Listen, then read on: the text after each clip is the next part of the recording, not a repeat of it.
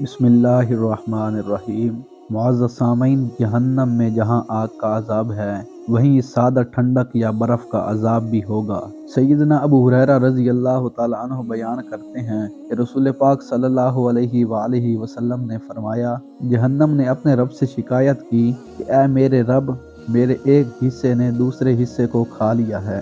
تو اللہ تعالیٰ نے اسے دو سانسوں کی اجازت دی، ایک سانس اس نے سخت سردی میں اور ایک سخت گرمی میں لی، اور ہم انتہائی گرمی اور انتہائی سردی جو ان موسموں میں دیکھتے ہیں اس کا یہی سبب ہے۔ اس حدیث میں رسول پاک صلی اللہ علیہ وآلہ وسلم نے سخت سردی کا سبب بھی جہنم کے سانسوں کو قرار دیا ہے، یعنی جب جہنم ایک سانس لیتی ہے تو سردی آ جاتی ہے، اور جب دوسرا سانس لیتی ہے تو گرمی پیدا ہو جاتی ہے۔ جہنم نے برف یا سردی کا عذاب کیسے ممکن ہے؟ اس کے متعلق شارحین حدیث کی رائے ہے کہ جہنم میں عمومی آگ کے عذاب کی وجہ سے اس کا نام انعار ہے، جبکہ اس میں ایسا طبقہ ہوگا جہاں سردی کا عذاب ہوگا۔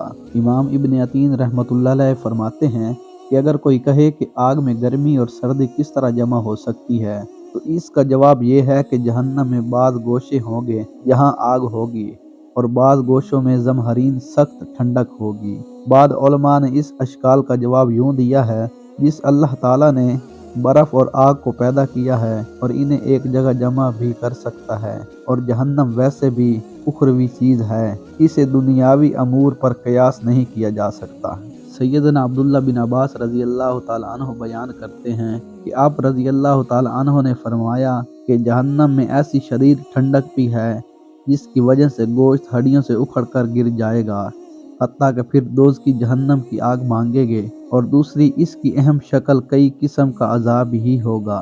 اس کی تفسیر میں بھی بعض سلف سے مراد ہے کہ یہاں زمہریر سے مراد ٹھنڈک ہے۔ سیدنا عبداللہ بن عباس رضی اللہ تعالیٰ عنہ فرماتے ہیں کہ واسع کیسی سخت ٹھنڈک ہوگی جو اپنی ٹھنڈک سے انہیں اس طرح جلائے گی جیسے آگ اپنی حرارت سے جلائے گی۔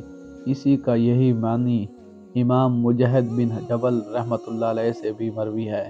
دوسرا معروف معنی زخم سے نکلنے والی پیپ ہے، اسے اکثر مفسرین نے ترجیح دی ہے۔